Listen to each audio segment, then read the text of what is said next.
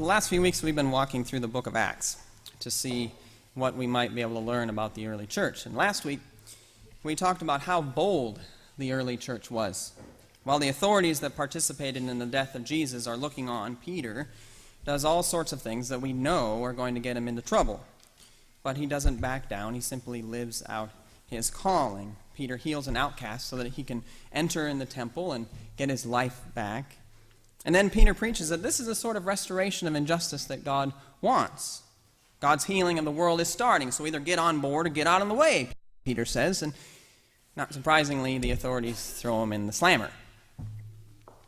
Then we started wondering what it might look like for the church in our time to recapture some of this boldness. What needs to happen in our time for the church to get beyond simply reacting to problems of decline and to start leaning into its ministry and mission with some abandon?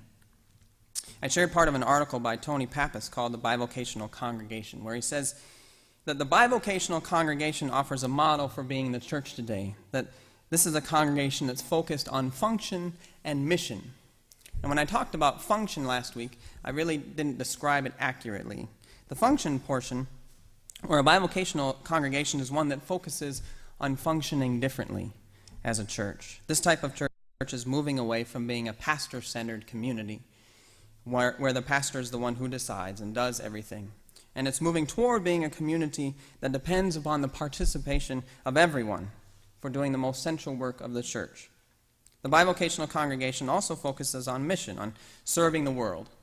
And the author suggests this type of congregation will show two characteristics. First, it will show a willingness to experiment, try new things as it's doing church. And second, it will show a willingness to die to self, if need be, for the sake of serving others.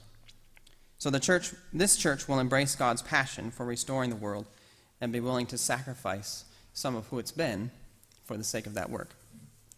Now this week, we had the passage from Leviticus 25, which announces Jubilee. It announces this law of Jubilee, so that every 50 years, this law or this idea was every 50 years, people who had lost their land or were enslaved were freed. And they were freed of slavery, got to go back to their families, so they're freed of their debt and got their land back. So it was this announcement of a redistribution of wealth, a deconcentration of wealth. And we talked in the past as well that in Luke, Jesus is announcing that the good news has to do with this Jubilee, and that as we get to Acts, this community is trying to live out Jubilee. And then today we have the story of Ananias and Sapphira. Isn't that an interesting story? I thought about saving that story for Stewardship Month. I thought having a dramatic reenactment of that story, it was suggested to me, in fact, that having a dramatic reenactment of that story would really get those pledges popping, you know? But I didn't. The story reads more like a Monty Python skit than a sacred story. It's great. Ananias sells his land, brings his money to Peter to give for the proceeds to go to the needy members in the community and needy members beyond the community, just like he's supposed to as a good member of this new Jubilee community. But he decides to save just a little bit for himself, for a rainy day, just in case, to be prudent, you know. He talks with his wife about it, Sapphira, and she says, "Oh, I think that's more than generous. Yes, I think so. I think that's a good idea. God would approve, I'm sure, of our prudence." Well, the problem with their little plot is that they live in a tight-knit community, and you can't keep a secret in a tight-knit community, and Peter finds out about it. And so as Ananias brings the check to Peter, lays it at his feet, Peter says, "You have not just lied to us, you have lied to God." And then Ananias drops dead instantly. Peter calls in the goons, "Igor!" And they come in, pick up the body, take it out. Then Sapphira comes in, and Peter says, "Sapphira," and holds up the check, "is this the exact amount of money that you received for this piece of land?" And Sapphira says, "Oh yes, absolutely, that's it, every penny's right there in that check." Peter shakes his head.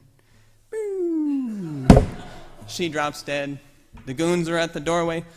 "Another one!" They walk in, pick up the body, take it out. It's funny. So what does this mean? Well, at the very least, it means that the writer of Luke Acts is dead serious, pun intended, about emphasizing that the early church was a community that practiced Jubilee, that at the heart of its life was redistributing possessions to make sure that the poor had enough. Now, these days, any talk about redistribution gets people really worked up. And I bet you $1 got people really worked up in the first century, too. It's no easier to sell your land now than it was then. I'm sure of it. Being the church doesn't mean that you are doing what everyone expects, or necessarily what people outside the church or inside the church like. We are also supposed to see that the early church is a very different sort of community. The relationships in the early church are so deep and so strong that the line between friend and family is blurred, which means that the line between personal property and shared property is erased too. This expansive love of the Spirit is in the center, and because of this love, the community is radically different than communities that have come before it and those that are around it. The Spirit is changing people and leading them in bold new directions. The Spirit will always be doing this. The Spirit will change what we think is important. It will open us to consider changing the way we do church. Now, I'm not proposing that we try to recreate Acts 4 and 5, but I think this restless Spirit is encouraging us to do things differently and to lose ourselves in God's passion for healing a broken world. Some examples may be helpful. What does it look like when churches are open to experimenting and losing themselves for the sake of mission, smaller churches like ours? I want to share 4 short real church stories from the bivocational congregation articles I mentioned I would last week. Now, as churches that have intentionally yoked our 2 congregations, we have shown a willingness to experiment. I truly believe this is a Spirit-led direction that is necessary for our time. We're starting to think about functioning differently without the pastor being as central as before. But the Spirit isn't done with us yet. And I share these examples simply to help us imagine what a future for our churches might look like. The first story is what the authors call the always been bivocational congregation. In a little town, there is a small church with 2 to 3 dozen people that gather on Sunday mornings. They know each other well, and each of them has a role to play that helps keep the church going. A shopkeeper is their pastor. This congregation needs someone to fill the pastoral role, but a very strictly defined role of preaching and pastoral care. Otherwise, the people expect to work together to accomplish what needs doing. The members' relationships with one another have morphed over the years so that they function as a team. People realize that energy is limited and do not waste much of their time on turf battles. New members are incorporated slowly. Giftedness and interest are discerned over time and offered and used for the common good. This congregation functions as a simple organism. Each part has a role to play. The pastor is important, but not crucial. In fact, this type of congregation can keep on going for long periods of time without a pastor, if need be.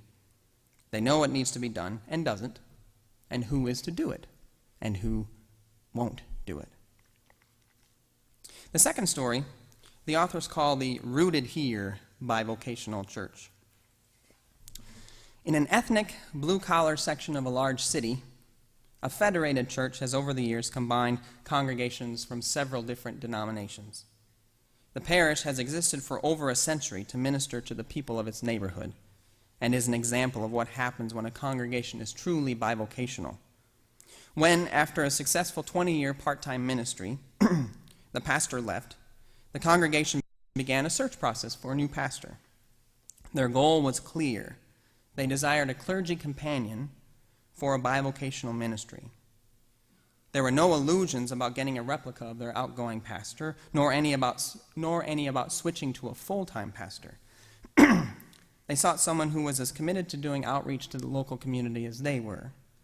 Members told us that even if they had the funds available for a full-time pastor, they would use those funds in other ways, especially for community outreach.